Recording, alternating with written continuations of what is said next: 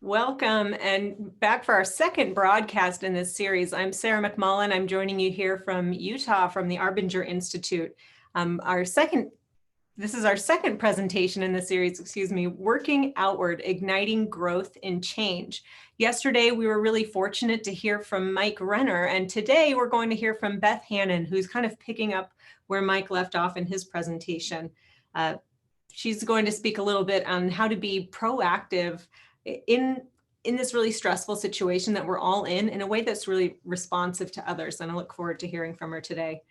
This broadcast is simultaneously streaming on YouTube. So if you have an issue at all with Zoom, please go over to YouTube, search for Arbinger Institute. You'll see the video streaming live there. So that's your best secondary option if you run into any issues. This is also being recorded, so you will receive a link to this presentation via email later. And we ask you to go ahead and share that with anybody who you think might be interested. We love seeing our content distributed to people who get a lot of value out of it. And thus far, these presentations have been really popular and really well received because they all include some great practical information to take and apply right immediately, right as soon as the presentation is over. Speaking of after this presentation being over, Beth is going to take a few extra minutes with me to sit down and dig a little bit deeper into some of the questions that will come up today, which you can go ahead and put in the Q&A section right at the bottom of the screen.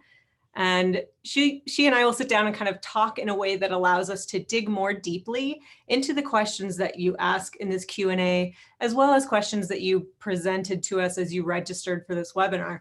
Now, these conversations, these cool Q&As that I get to have with our presenters, those are all separate from the webinars that we create. These webinars are open and live on our YouTube and will also eventually live on our webinars page. These Q&A conversations live exclusively on our webinars page. And so far, every one of them has been fantastic. And I'm really fortunate to be able to conduct these conversations. And I highly recommend going to arbinger.com/webinars to access all of those previous conversations and the one that will be on its way from Beth. It really is very cool to see how many of you are joining from around the world. I see a lot of you introducing yourselves in the chat, and you're from all over the world. I love seeing that. A number of you yesterday shared some of your key takeaways from Mike's presentation, or just where you were sitting at your desk, where you're joining from, and letting us know that you're participating using the hashtag outward mindset. Please keep doing that. I personally love to look for anybody using that hashtag and see what you got out of it. I share some of that feedback we get with our speakers, and I just get a lot of personal enjoyment knowing that there are people who are really getting a lot of value out of what we're offering. So please keep doing that. During this, once Beth starts presenting, you'll notice there'll be a little black bar that comes up between the PowerPoint that she's going to be sharing and her video of her face. So there'll be two little vertical lines that live between those two boxes. When that comes up, adjust your screen left and right, click on that, pull left and right to put it to whatever setting it is that's the most comfortable for you. You won't be entirely, Zoom isn't entirely control of how you view this presentation. And that's one of the cool advantages of using the webinar feature of Zoom is that little slidey bar. Beth's presentation today is proactivity, preparation, and responsiveness, insights on how to move forward. Questions around this topic have come in really consistently as people have registered, and then just in our conversations that we're having with many of you. So we've invited Beth Hannon to come speak on this topic.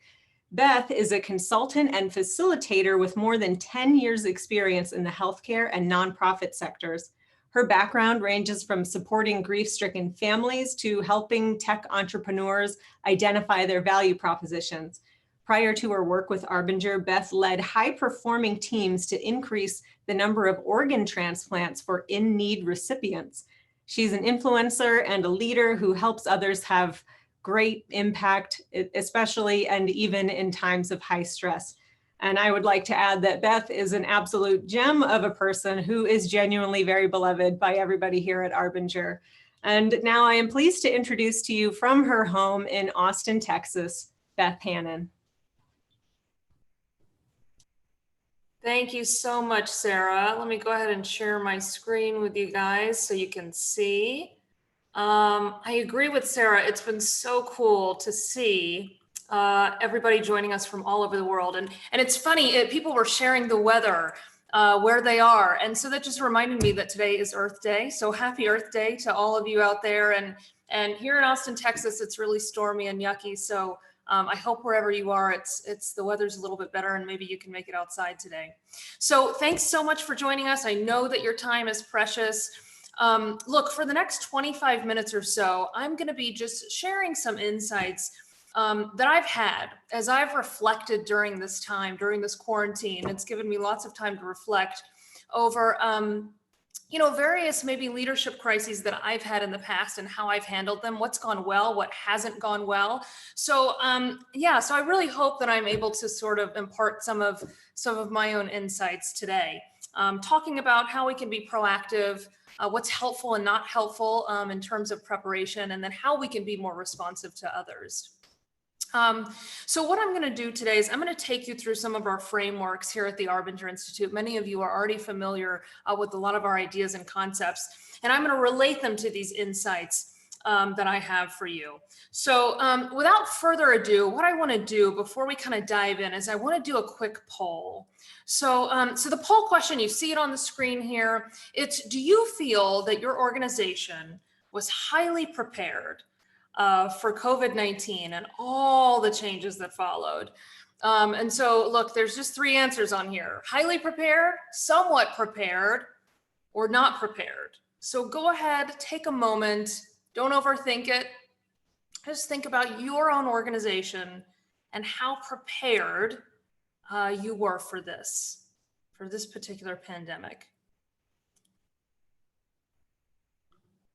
And so, Dave, if we could go ahead and put the results up, that would be fantastic. There we go. All right, so this is actually really good news. 55% of you were somewhat prepared, so that's great. 11% of you highly prepared, fantastic. And then 34% of us were not prepared. So great. This is a fantastic time to really sort of reflect on what lessons we're learning right now and how we can prepare for whatever's next. Because the one thing that is certain in life is that there's always going to be change. And so how can we best prepare for whatever is going to be thrown at us next? All right. So here at Arbinger, I know most of you are probably familiar with what we refer to as mindset, but for those of you who aren't, let me give you a brief explanation. So oftentimes in organizations, we focus on changing behaviors. When we want to reach a new goal, a new level of productivity, a higher level of achievement, whatever that is, we tend to focus on behaviors. And behaviors are really important. But here at the Arbinger Institute, we talk about something called mindset. Mindset actually underpins behaviors. It drives and informs our behaviors. And so what is mindset? What do we mean when we say mindset? Mindset is essentially the lens in which we see. It's how we actually see things, how we see ourselves, how we see others, how we see changes, challenges, how we see this pandemic, how we see working from home, right? It's the lens in which we see. Now, when we're talking about mindset, we actually can fall into one of two mindsets. And so you see it right here on your screen. The first mindset that we have in blue on the left is outward mindset, what we call an outward mindset, where we're not focused on ourselves, we're really focused on the collective, we're focused on our results. We are concerned about ourselves, but we're also concerned about others. Again, it's the collective. We're responsive to others. We're alive to the people that are around us. We know that they have needs, challenges, and objectives and headaches and things that keep them up at night that are really probably not so much different from us. And so we're responsive to that. And we also see ourselves as together rather than apart or separate. Now, we can compare this way of seeing, this outward mindset, to inward mindset, which you also see here on your screen. Inward mindset, we also refer to it here at Arbinger, we refer to it as being in the box. Because it sort of limits our field of vision. Inward mindset, I'm really only focusing on myself, on my own results, maybe on my own department, my own team, our objectives, all the projects and timelines and deadlines that we have to meet, right, as a team. And so it's more of sort of a self-concern. It can be well-intentioned, but we're more focused on ourselves, and we may not realize that sometimes. And how it sort of manifests is that we can actually become really resistant to others. And we can become isolated. We can actually end up siloing ourselves off, or even siloing our team off from others. So those are two ways of seeing, two mindsets. So moving forward, we actually have 4 different styles of this inward mindset, of what we call being in the box. And so let's look at these 4 inward mindset styles. So first, we've got 2 styles where we actually sort of see ourselves as counting more than others, as mattering more than others. It's 2 styles where we place ourselves above others. And the first is called a better than style. And it's pretty self-explanatory, this one. I actually feel like I count more than others, that I matter more than others. Maybe because I have a leadership title, that I'm smarter than others. Maybe I feel like I'm more competent than others, whatever that is. But I feel like I count more than others. I feel more superior, more important. Now we have another style where I place myself above others. And this particular style is a very close cousin to better than. It's got a lot of the same traits as the better than style, and it's called I deserve. So this I deserve style, same thing. I feel like I count more than others. I feel like I'm better than others, but it takes it a step further. Because I'm better than others, I actually feel like I deserve special treatment. I deserve certain things. So again, maybe I've got this sort of leadership title, and I actually do see myself above others, and therefore maybe I deserve more time off. Maybe I deserve a higher salary. Maybe I deserve to have my camera off in meetings because I'm the leader, darn it. Whatever that looks like. But those are our 2 styles where we place ourselves above others. Now, we actually have 2 inward styles, 2 ways of seeing ourselves where we place ourselves beneath others. Still very much self-focused, but in an opposite way. So the first style here is called the worse than style. Now, this worse than style, we're actually going to spend a little bit of time on today because it'll be kind of relevant to some of the insights that I'm going to talk about. So this is a style where we actually feel like we count less than others. We feel like we don't matter as much as others, that our worth is less than others. And we see ourselves as deficient in some way. So oftentimes this manifests in terms of thinking that maybe I'm not good enough, right? I'm not as successful as that person. I can't do X, Y, or Z because I'm not as talented. I don't have the capabilities, whatever that is. And so obviously this is a style that's really going to hold us back. It's very limiting. When we see ourselves as worse than others and not mattering as much as others, we do everything we can actually to justify that belief. We actually start seeing everything around us in a really self-fulfilling way that kind of thickens our worse than walls, that just justifies why we see ourselves as such. So for example, I know probably a lot of you, or maybe some of you who are tuning in have been affected by furloughs and by layoffs. And so this worse than style, because I've been there before, is an easy one to slip into in a situation like this. Maybe we sit here and think, well, I won't get hired again because, look what happened the last time, or no one's hiring right now, or, I knew my boss didn't like me and now look what happened. So we can really easily sort of slip into this mode of thinking that we're not worthy. And so the problem with this is, just like other styles, is that it ends up becoming our truth. We actually end up believing this. Obviously, it's not the truth. It's a false truth, but it leaves us stuck and it leaves us not open to other possibilities.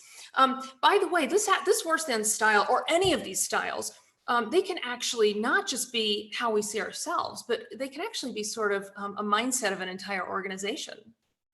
And so again, if we look at this worse than style, as an organization, we could say, oh, there's no way we're going to weather the storm, right? We don't have the technology, we don't have the capabilities, we don't have the capital.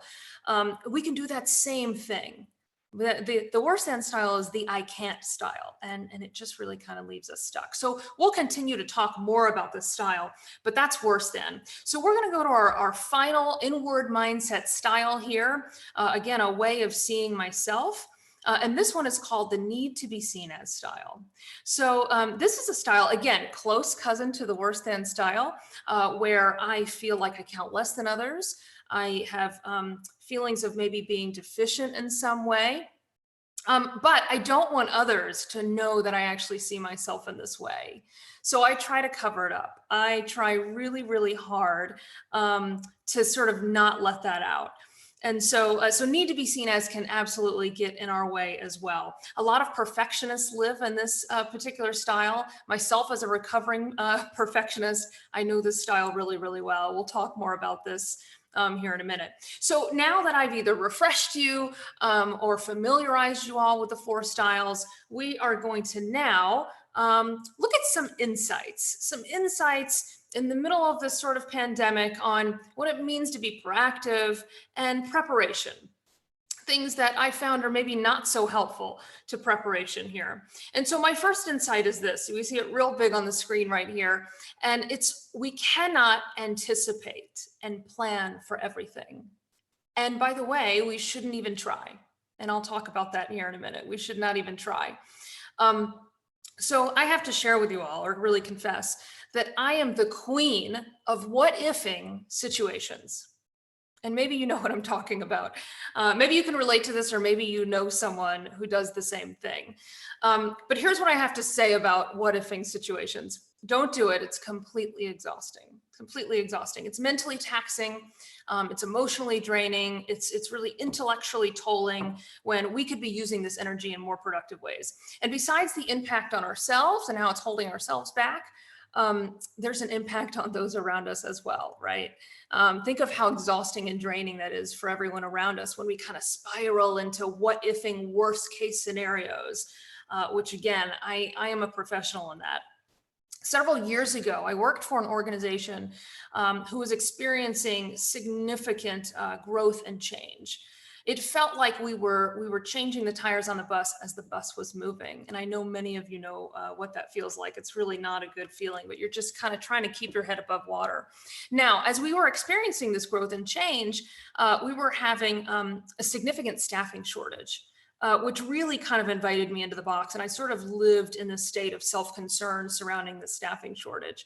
And so I remember, you know, we had lots of meetings to sort of like prepare and plan for the staffing shortage and how we were going to make it through and how we were going to make it out of it. But it was not enough for me. So I would constantly set up more meetings, and I'd talk to people in the hallways, just what-ifing the situation to death. Well, what if we hire this person and they leave? What if we hire this person and it creates more work for me and I don't have time for that? And so, I mean, it was really exhausting for everyone around me and for myself. It was like this hamster wheel. So there were a couple things going on here. And the first was obviously fear. It was really consumed by the fear of never crawling out of this sort of staffing shortage, this hamster wheel. But the interesting thing is I was actually creating the hamster wheel myself by what-ifing the situation to death. The other thing that was happening is that I was really primarily concerned with how the staffing shortage was going to impact me. And so that really just perpetuated this hamster wheel. And so obviously we can already, I know you guys are already there, but you're thinking about how it was probably in the box. I had an inward mindset, and absolutely, I was focused on how these things were impacting me. And so look, the worse than style causes us to think of all the ways that we can't, right? And I was doing just that. And again, totally draining, totally exhausting. And as I was sort of focused on the whole, I can't, and I don't have enough this, I don't have enough that, that actually became my justification for not coming up with creative solutions to this. So that worse than style can be really tricky like that, but it's incredibly self-limiting. I'm sure you all know the quote from Henry Ford, whether we think we can or we think we can't, we're right? So we have to be careful how our thoughts end up becoming who we are. We can also relate this what-ifing syndrome to a need to be seen as style. For example, if I need to be seen as sort of like in control, right? I'm going to try to doomsday scenario plan everything so it looks like I've already planned for it and we're good, right? And I'm in control. So speaking of in control, of being in control, my insight number 2 here is that we should really focus on what we have control over. If we sit here and we focus on all of the things that we don't have control over, that's a really easy, nice invitation to go into the worse than box and to just kind of spiral. Because we'll be focusing on all the things that we really don't have any control over, and it just kind of leaves us really stuck. Now, something we do have control over is our mindset, right? We absolutely have control over how we see things, over how we react, over how we respond. We have control over how we see this pandemic right now. If we stay clear-minded and if we focus on the us instead of just me and my needs, possibilities become clear, and there may very well be opportunities that come out of this pandemic that we're experiencing right now. Maybe innovation, collaboration. So focus on what we can control, try to avoid those things that we can't control, and try to avoid anticipating and preparing for just anything and everything, because we'll just spin our wheels.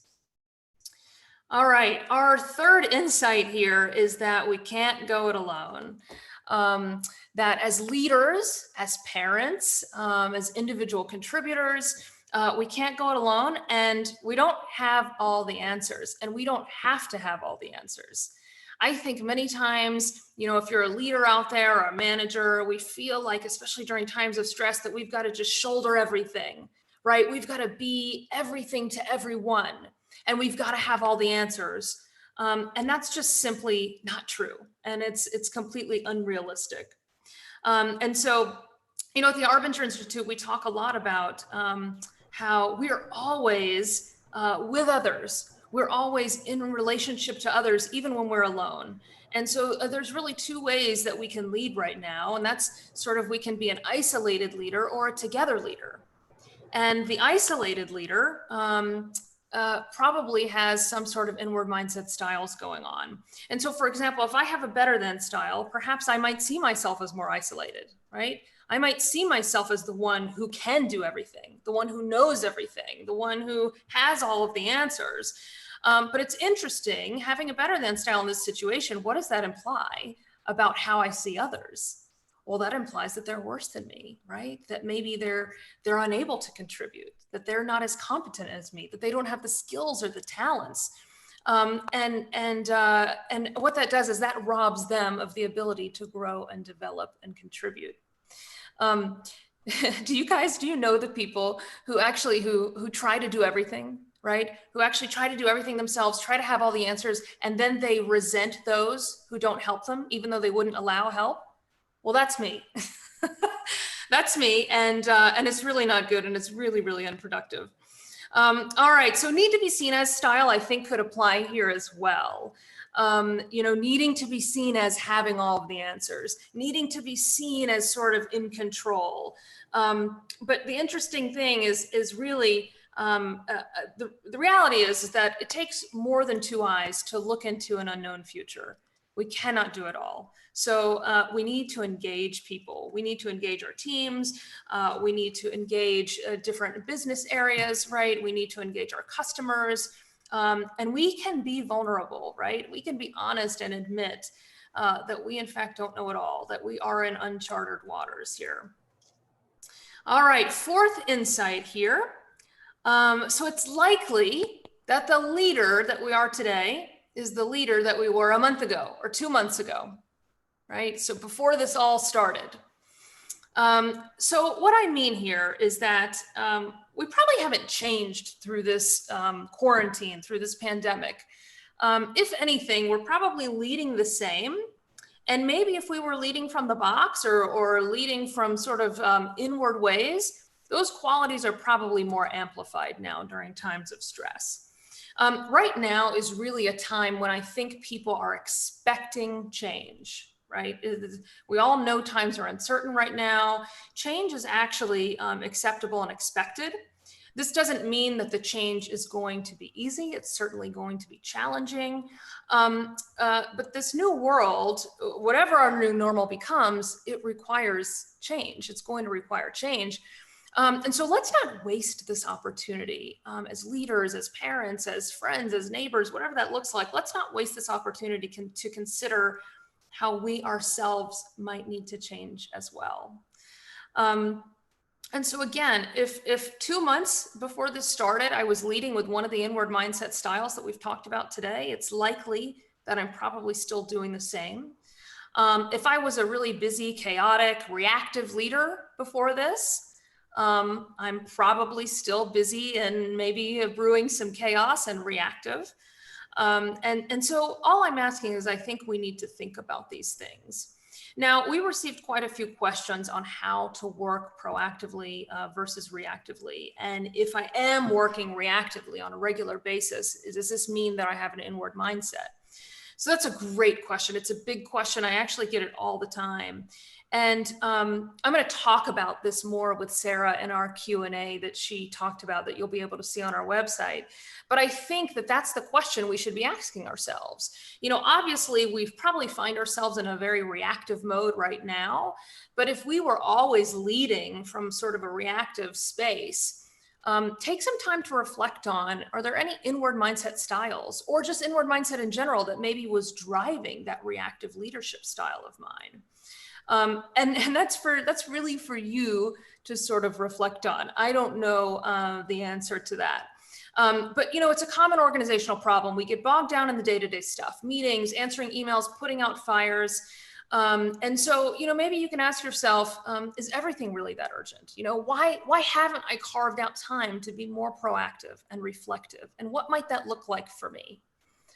What might it look like if I did lead from more of an outward mindset, if I kind of shedded my boxes? You know, what's scary about that, right? Now is a great time to be reflecting on this stuff. And so in the spirit of taking time to reflect on our own leadership, or even as a parent, again, as a sibling, as a friend, as a neighbor, I have a bit of a tool for you guys that I want you to just kind of reflect on. And, you know, I don't know that we'll have enough time. So you might want to just kind of screenshot this if that's helpful to you. But many of you who are familiar with our work know about what we call a mindset change tool that we refer to as the outward mindset pattern. So there's 3 parts of this pattern. And the first part is, we actually call it SAM for short, because the first part of this pattern is to see others. So that's where the S comes from, to get really curious about others, right? What are they struggling with right now, right? How must life look for them right now? What is work like for them right now? And so I have, in the spirit of today's presentation, I've got a couple questions for the see others piece. What kind of leader or individual contributor or colleague do others need me to be? What kind of spouse, parent, friend, neighbor do others need me to be? So our second sort of reflection question here is under our second part of our outward mindset pattern, which we refer to as adjusting our own efforts. So essentially what we do is we adjust our efforts based on what we learn in those first questions after we've done some reflection. And so how can I work more proactively and responsive to others instead of working reactively and resistant to others? Right? What are some things that I can actually change to be more proactive and more responsive versus reactive and resistant? And then finally, measure impact. That's our third piece of this particular SAM tool. How much time will I allot on a weekly basis to reflect on the above questions? And how will I check in with others so that I know I'm being the person that they need me to be, whether it's in times of crisis or in times of calm? How will I measure that? So with that, I am so glad that you all joined us today. I hope this was helpful. These were, again, some of the insights that I've really reflected on, and how my own inward styles kind of creep up and drive these sort of unhelpful things that I tend to do during times of stress. So with that, Sarah, I'm going to kick it back to you. Thank you guys so much for being here today. Thank you, Beth. It's such a pleasure to have you here. I really love that discussion about the box. Personally, boy, am I comfortable in that need to be seen as box. That's something that I'm always having to work through. I wanted to share from the chat, Chris from Orlando, I really liked what you had to say in your comment, which was, being outward isn't about doing everything. It's about doing what you can. And that, I think, is just such a great takeaway. Chris, that's such a fantastic observation. So today's presentation, proactivity, preparation, and responsiveness, Insights on How to Move Forward with Beth Hannon. That was recorded. You will receive a link to that in your email later. And as Beth mentioned just before she signed off here, she and I will be doing a Q&A together where we will talk a little bit more about not only what she spoke on here, but answering more specifically some of the questions that have come up during this presentation as well as before. And it's a nice opportunity to kind of dig in a little more deeply to those questions. And I personally love doing it with all of the webinars up until now. Most of the webinars up until now, I've had the opportunity to sit down with our presenters, have these Q&As. They are recorded separately and live exclusively on our webinars page. So if you want access to those, which I highly recommend, they've been really popular, both the Q&As and our previous presentations up to this point, go to arbinger.com/webinars where you can request access to those things. After this presentation, please head over to our LinkedIn. I've seen a couple of Arbinger folk pop up in the chat. Come over to LinkedIn, follow us there. That's the best way to see what we have coming up, including some exciting new product announcements and other just cool stuff that we're constantly putting out. And it's a great opportunity to highlight for us where we see the outward mindset being in action all over the world. We also are active on Facebook and Twitter and Instagram. So your social media of choice, come find us there. While you're over on LinkedIn, go find Beth, connect with her, tell her how awesome she was today. Please join us next week. We have a highly anticipated third presentation in this series by Rob Newson. He's a retired Navy captain and the current VP of Vision and Strategy for the Philadelphia 76ers. So please invite your network to participate in that. I'm really looking forward to it and the conversation that I will get to have with him. It is the 5 pillars of focus, insights of a Navy SEAL. Thank you again for joining us today. Thank you, Beth Hannon, for taking time from your lovely home in Austin, Texas. It's so great to see you. It's wonderful to see all of you here. I'm Sarah McMullen from the Arbinger Institute. Thank you for being here, and we'll see you next week.